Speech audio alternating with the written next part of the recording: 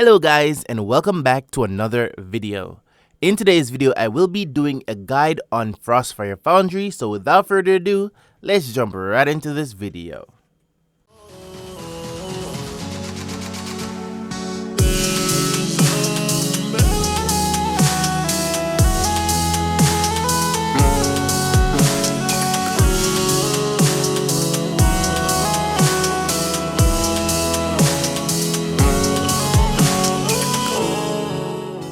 Now for this boss, you just need someone from your party to run up to him and lure him to the middle of the bridge. Then you can proceed to DPS him. Now the reason for this is that both ends of the bridge will become a dead zone and will start to close in. So that is why you need to fight him at the middle of the bridge.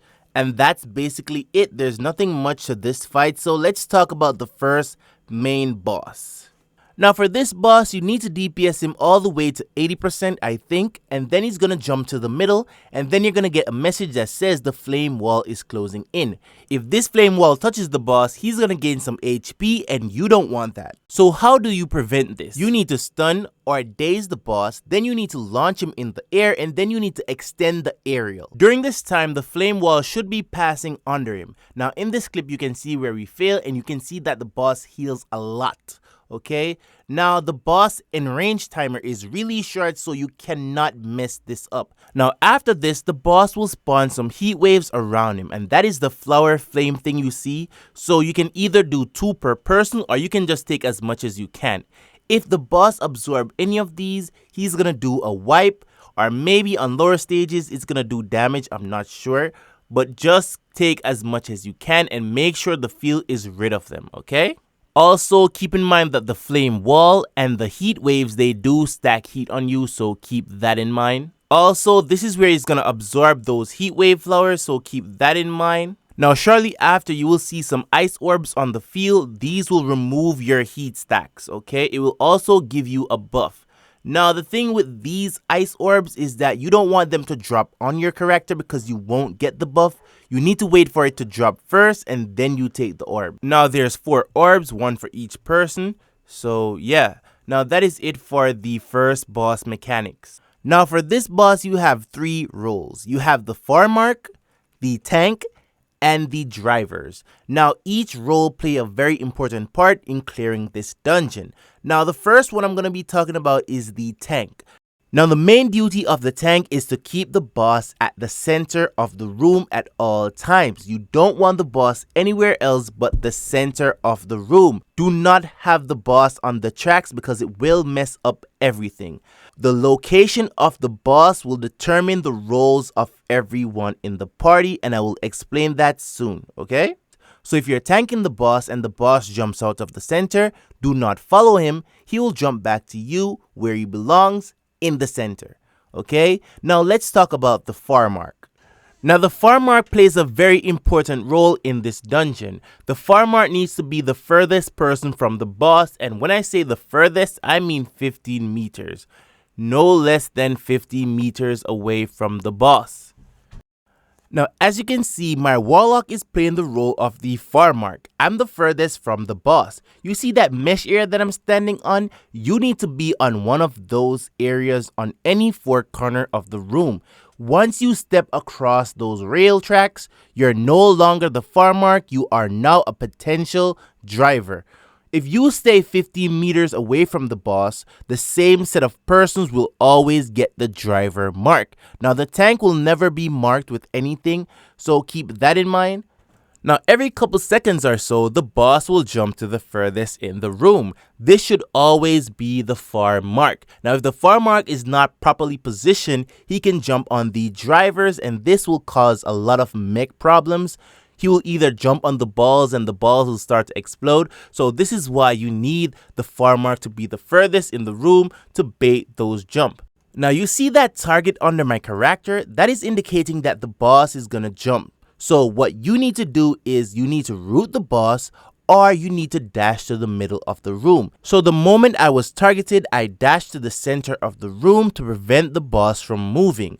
If the boss keeps jumping out and jumping back in, this is a DPS loss, and also he can jump on the tracks, and if he touches the orbs, they will explode and you will fail the mechanics. Now after the boss jumps, you're going to position yourself again to be the furthest. Now that is just one method of doing it. The other method is to use a class that can root or snare as the far mark. These classes are summoners and warlocks. I'm not sure if there's other classes, I'm not sure. But yeah, now for warlocks, this is your dragon call spec. Your chains will root the boss, so when he tries to jump, it will hold him in place, okay? So again, the boss targets me, he tries to jump, but I activated my chains, so he cannot move. And that is all you're going to do as the far mark. Now for summoners, I believe it's your 1 skill on your Bee spec and your Thorn spec, but I'm not sure, okay? Now before we go into the driver role, let's talk about the opening of the fight. Now the boss will do some attacks and then he's gonna jump to the far mark. After he jumps to the far mark, he's gonna cast a flame attack, and if you get hit by this flame attack, you will stack a lot of heat on you, so be aware of that. Make sure to avoid his purple attacks. Also, after this, the boss CC bars will open. Make sure to stun the boss and then grab. Now the main mechanic of this dungeon is to cool the room that you're in. The room you're in is really hot and the boss will wipe or you will die eventually from heat stacks. Now how do you cool the room? Now the 2 closest persons to the boss will get the driver mark, except the tank. With this driver mark, you can now turn the switches that you see on your map. Now there's 3 different orbs that will enter the room. You have the yellow one which turns on the fan, the red one which destroys the fan, and the blue one which enhances the fan speed or gives cooling buff. Now there are 8 fans in the room and you need to activate each one by directing each of the yellow orbs into each of the inactive fans. Now you just need 1 yellow orb in order to activate a fan. Once you activate a fan, you need to turn the switch to the other fan to activate that one. Now as you can see above my character's head, there is an icon and that means I can now turn the switch. Now before the boss fight, the drivers will discuss among themselves who is going to be doing which one of the switches. Now you can either do the top switches, the bottom switches, the left switches, or the right switches. Now it's really easy if you're just focusing on 2 switches. Also, it is hard for you to mess up, so you don't have to worry about someone coming and turning your switch and you had something in mind, so yeah. Now for the first phase, most of the switch will be in the correct location, so you don't have to worry about that. But as soon as you secure a fan, you want to turn the switch to the next fan and secure that. Now what you can do, if you already cleared one corner, you can turn the switch to the other side on your section. Okay, so let me show you an example of that. So let's say that one corner is complete and that is the top left corner. You could turn that switch to the other side at the top right and try to complete that fan faster. Now the more orbs you're sending to one location, the faster it is to secure a fan. But let's say that both of your top corners are complete and your party member at the bottom is having issues securing their fan. You can send your orbs to them, which will make it way faster, okay? Now for the first phase, you don't have to do this unless you miss an orb. So yeah, now for the second phase, you will have to do this because then you're going to have 3 different orbs to work with and you don't want the red orb to destroy your fans. So let me show you how to do this. When all 8 fans are activated, the room will become chill. This is where the boss will weaken and your winter insignias will activate. You will also get a buff. So I will show you the buff on the screen.